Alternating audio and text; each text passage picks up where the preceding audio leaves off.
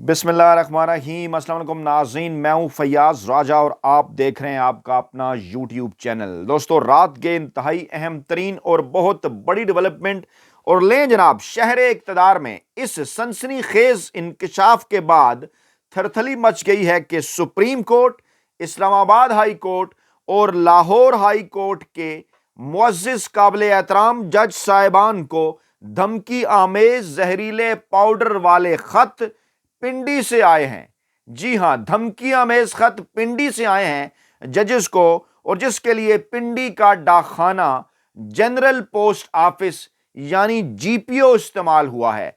दूसरी जानिब Peshawar high court के दलेर जज चीफ जस्टिस साहब ने सुप्रीम कोर्ट ऑफ पाकिस्तान के चीफ जस्टिस काजी फाइज ईसा साहब की एक बारीक वारदात पकड़ डाली है और बड़ा इंकशाफ किया है काजी फाइज ईसा साहब के मुतल्लिक। और वो दलेर जज जो कि खुद तो आइंदा चंद दिनों के अंदर रिटायर होने वाले हैं, लेकिन उन्होंने असल चेहरा चीफ जस्टिस काजी फाइज ईसा साहब का पाकिस्तानी कौम के सामने बेनकाब कर दिया है। और इस डेवलपमेंट को इंतहाई अहम तरीन और बड़ी डेवलपमेंट करार दिया जा रहा है। दूसरी जानिब इन्हीं दोनों बड़ी डेवलपमेंट के कॉन्टेक्स्ट के अंदर एक जनाब जजेस को धमकियां, और उसके बाद एक ऐसे माहौल के अंदर कि जब जजेस को धमकियां मिल रही हैं और जो सुप्रीम कोर्ट ऑफ पाकिस्तान में जजेस के बास बैठे हैं उनकी एक बारीक वारदात सामने आ जाए, ऐसे माहौल के अंदर इत्तलात हैं कि आइंदा चंद दिनों के अंदर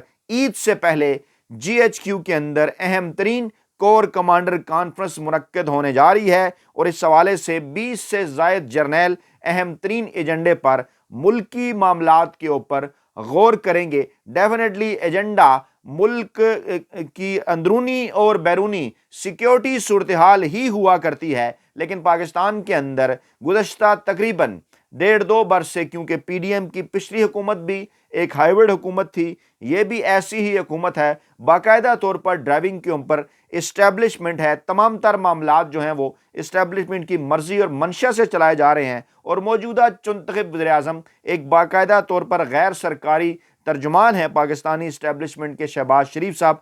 ऐसे माहौल के अंदर इस अहम तरीन कोर कमांडर कॉन्फ्रेंस से लगता है कि ये मुस्तकबिल के जो सियासी माहौल है उसके ऊपर एक अहम तरीन दस्तक देगी, क्योंकि इस वक्त जो हुकूमत है उसकी सूरत हाल क्या है, उस बेचारी हुकूमत के पल्ले क्या है। इस एक खबर से आप अंदाज़ा लगा सकते हैं कि एक्स पर पाबंदी हमने नहीं लगाई, पाबंदी असूली तौर पर नहीं होनी चाहिए। ये मौसूफ हैं, ये वफाकी वज़ीर इत्तलात हैं, नाम इनका अता तारड़ है, और ये कह रही हैं कि नहीं जनाब हमने तो ये पाबंदी नहीं लगाई और ये पाबंदी नहीं होनी चाहिए। तो फिर किसने ये पाबंदी लगाई है? आपको भी अच्छी तरह इस बात का अंदाज़ा है, बल्कि पूरे पाकिस्तान को भी अच्छी तरह इस बात का अंदाज़ा है। तो फिर हुकूमत पाकिस्तान के अंदर किसकी हुई? यकीनी तौर पर उन्हीं की हुई जिन्होंने ये पाबंदी लगाई और अपने तमाम तर अदालती अहकामात के ऊपर जो सिंध हाई कोर्ट है वो अमल दरामद नहीं करा सकी। इस्लामाबाद हाई कोर्ट भी पूछ रही है भाई ये किसने पाबंदी लगाई है। और इसके साथ साथ जस्टिस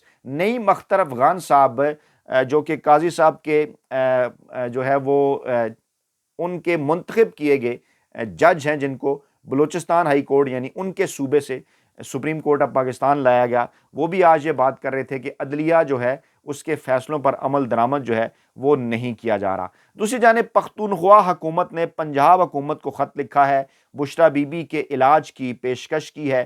कासिम अली शाह ने चीफ सेक्रेटरी पंजाब को यह ख़त अरसाल कर दिया है और बुशरा बीबी की सेहत के बारे में तहफ़्फ़ुज़ात का इज़हार किया है और कहा है कि इमरान खान की अहलिया को जहरीली खुराक देने से मुतल्लिक खबरों पर तशवीश है। डॉक्टरों पर मुश्तमिल पैनल केपी की हुकूमत जो है बना सकती है और पेशकश की है मुआयना की। और ख़त में कहा गया है कि तिब्बी मुआयना और सेहत की खिदमात तक रसाई हर इंसान का बुनियादी हक है और हुकूमत पंजाब से ख़त का जो मुस्बत जवाब है उसकी उम्मीद की जा रही है, क्योंकि कल इमरान खान की अहलिया बुशरा बीबी ने यह दावा किया था, इंकशाफ किया था कि शब महराज को उनके खाने में टॉयलेट क्लीनर के 3 कतरे जो है वो मिलाए गए। उन्होंने कहा कि मुझे ये बताया गया, जेल में भी मुझे किसी ने ये बताया, लेकिन मैं उसका नाम जो है वो नहीं बताऊंगा। और तहकीक से पता चला है कि 1 माह बाद तबीयत ज़्यादा ख़राब होती है टॉयलेट क्लीनर से, आंखों में सूजन, सीने और मादे में तकलीफ़ है और खाना और पानी जो है वो کڑوا لگتا ہے، یعنی اس قسم کی حرکتیں اس وقت کی جا رہی ہیں جناب پاکستان تحریک انصاف کے سربراہ، پاکستانی عوام کے مقبول ترین عوامی سیاسی رہنما ان کی اہلیہ کے ساتھ۔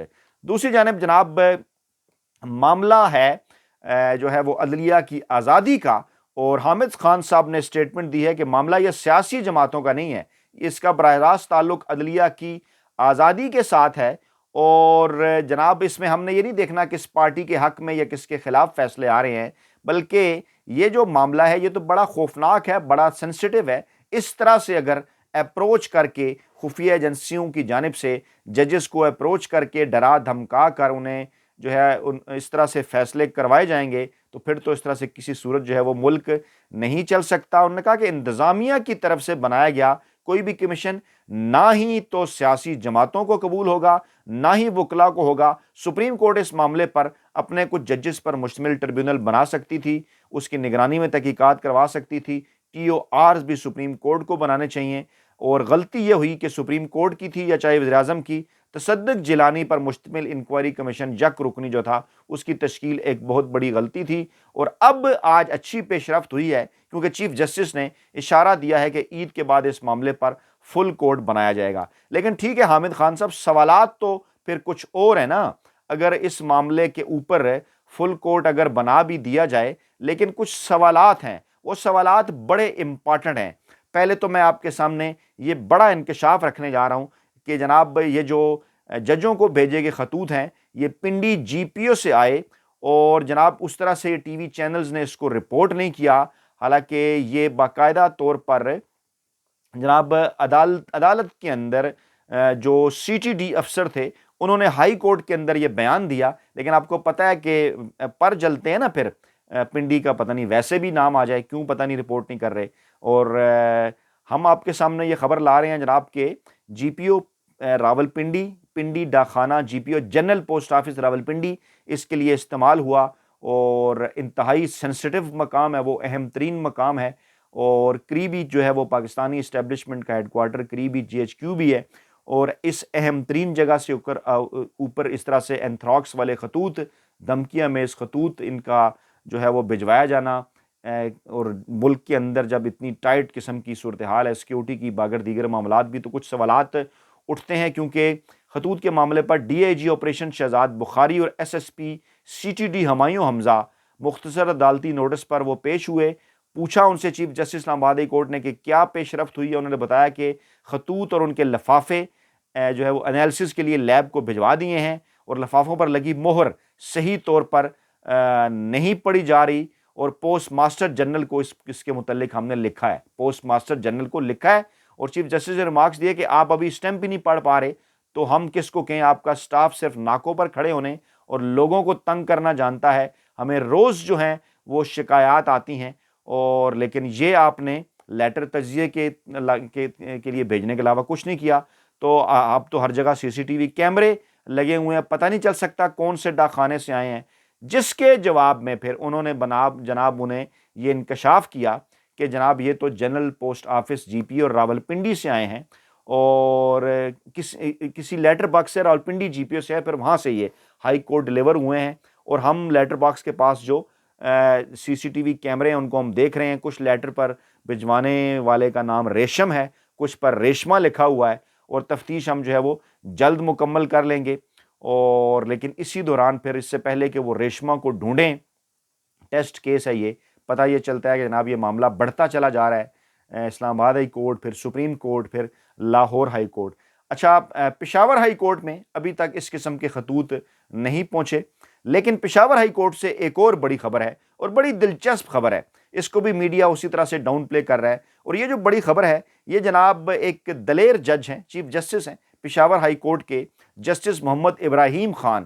آپ کو یاد ہوگا کہ اس طرح سے دبنگ فیصلے وہ دیتے رہے، کیونکہ آئین اور قانون کے تحت وہ فیصلے دے رہے تھے، تو ظاہری بات ہے جو آئین اور قانون کے تحت فیصلے ہوں گے ان کا پاکستان تحریک انصاف کو فائدہ تو ہوگا، کیونکہ ان کے خلاف غیر آئینی اور غیر قانونی فیصلے آ رہے تھے، تو اس لیے پھر ان کے خلاف جو ہے وہ ایمل ولی خان صاحب نے بھی ان سے بھی سٹیٹمنٹ دلوائی گی بعد میں، اگرچہ پھر انہوں نے اس کے اوپر معافی مانگی، اور اسی طرح سے باقاعدہ طور پر ایک کمپین ان کے خلاف لانچ کی گئی.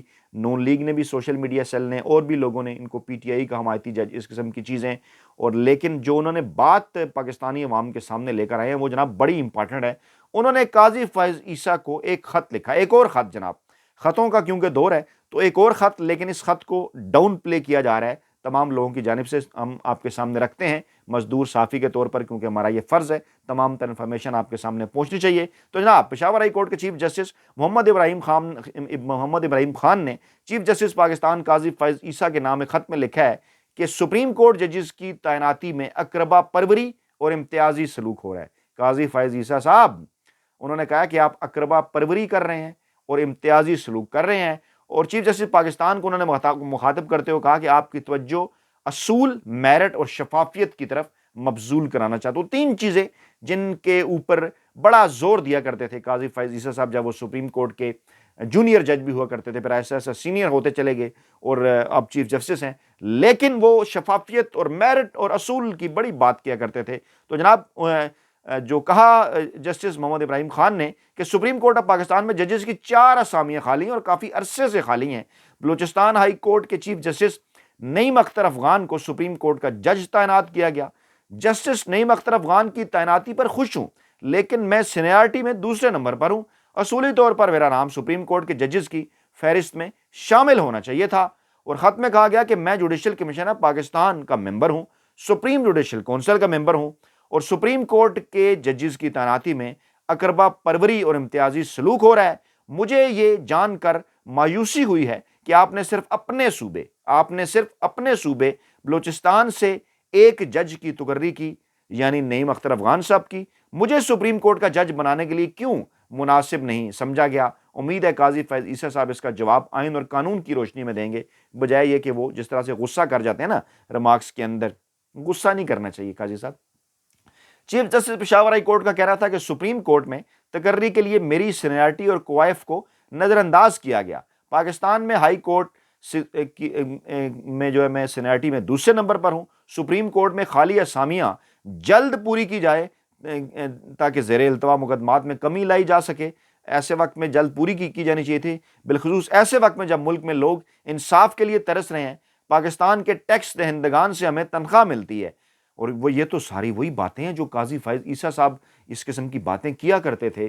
اور ان کے مخصوص یوٹیوبرز، ان کے حامی صحافی، سو موٹو رپورٹر ایسوسیشن کے نام میں نہیں لینا چاہتا، آپ کو پتہ ہیں، وہ آگے بڑھایا کرتے تھے، بڑا مہان جج بنا کر انہیں پیش کیا کرتے تھے. تو جناب وہ کہہ رہے ہیں کہ عوام توقع رکھتے ہیں کہ خالی اسامیوں پر فوری تقرری ہو تاکہ انصاف کی فراہمی کو یقینی بنایا جائے.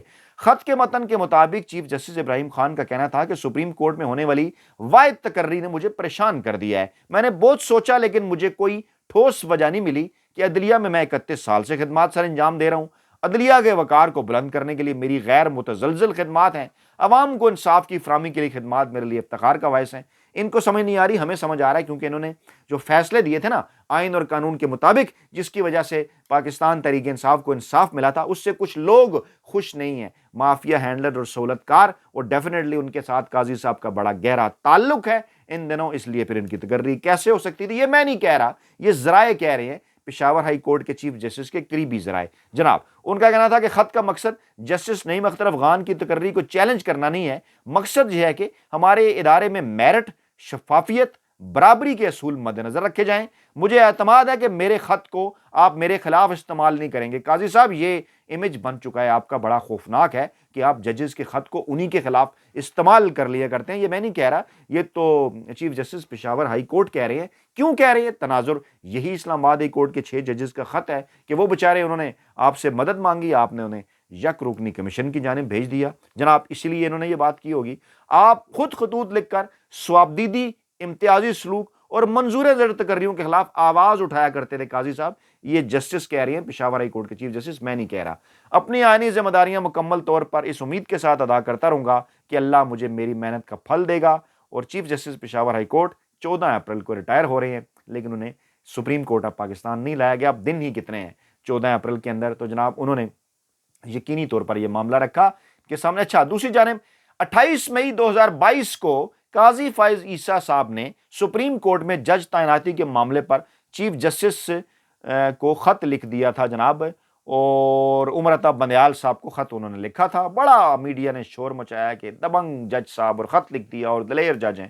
دیکھتے ہیں اب میڈیا کیا کرتا ہے، کیونکہ اس وقت تو قاضی صاحب کو کس کے کہنے کے اوپر اس طرح سے پورٹرے کیا جا رہا تھا، اب تو سب کو اس بات کا اندازہ ہے. خیر جناب، تو اہم ترین کور کمانڈر کانفرنس بھی اطلاعات ہیں کہ عید سے پہلے اہم ترین ماحول کے اندر ہونے جا رہی ہے، جب عدلیہ کے اندر مداخلت کے حوالے سے پاکستانی اسٹیبلشمنٹ کے اوپر جو ہے وہ خفیہ ایجنسیز کے اوپر ججز نے نام لے کر اس قسم کی بات کی ہے کہ مداخلت کی جا رہی ہے. تو جناب اپنا بہت خیال رکھیے گا، دعاؤں میں یاد رکھیے گا. نئی ویڈیو کے ساتھ جلد حاضر ہوں گے. اللہ نے کے بعد.